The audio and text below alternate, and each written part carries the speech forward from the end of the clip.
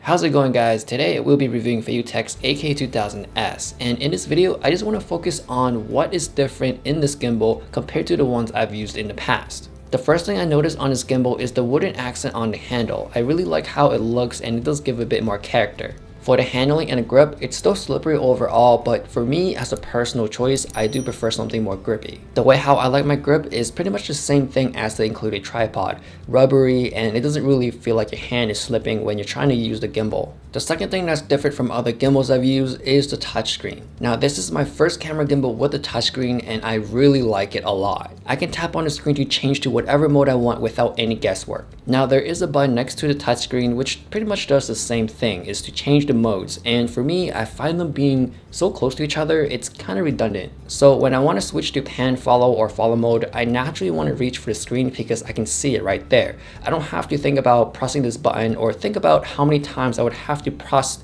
to change it to that mode. Now having the button there does have some advantages, like when I don't have access to the screen, or if I can't see it, or if I'm kind of in a weird angle, it's easier for me to press on the button instead. And also you can use the screen to go into the settings, you can change certain motor strengths or dial anything specific. So for me, I think that's even more better than going into the app and connecting to the gimbal. So I think it's just more of an easier process having everything in the gimbal already being controlled right there on the screen. So honestly, I don't think I would ever need to use the app unless it's to update the firmware. Now this is a really small detail, but I really like how on the screen it shows me how much pressure I'm pushing on the joystick. Another thing I like about this gimbal is the shutter button. You can actually have press it to get your focus. A lot of cameras do have this, and it's something so natural for us to do just to double check our focus. And instead of just pressing it on the camera, we can actually do it right there on the handle. There are a lot of other gimbals out there who has this button that just straight up record and you can't really have press to double check your focus. On the bottom of the handle, there is another additional thread, which is the 3/8.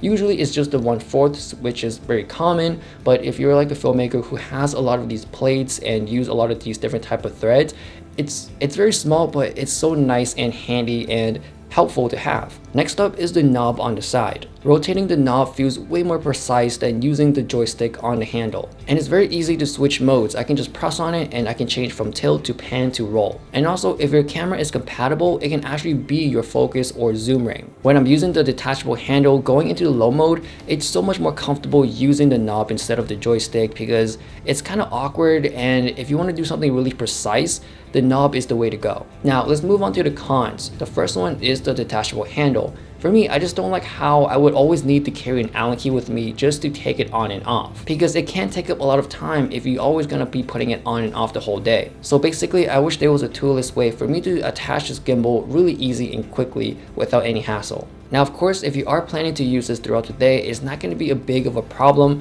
but it's just something to think about. Second is the Arca Swiss mount, or the way how they mount it.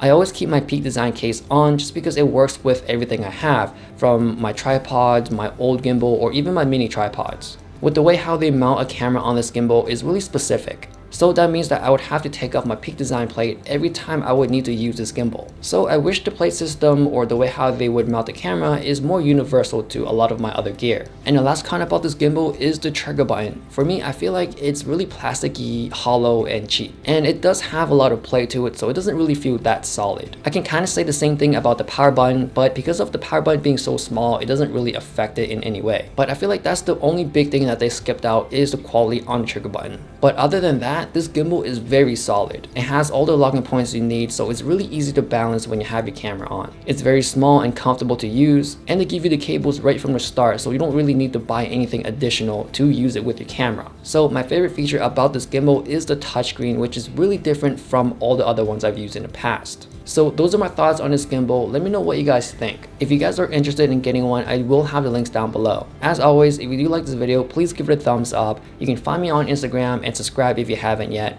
Thanks for watching, and I'll see you guys later.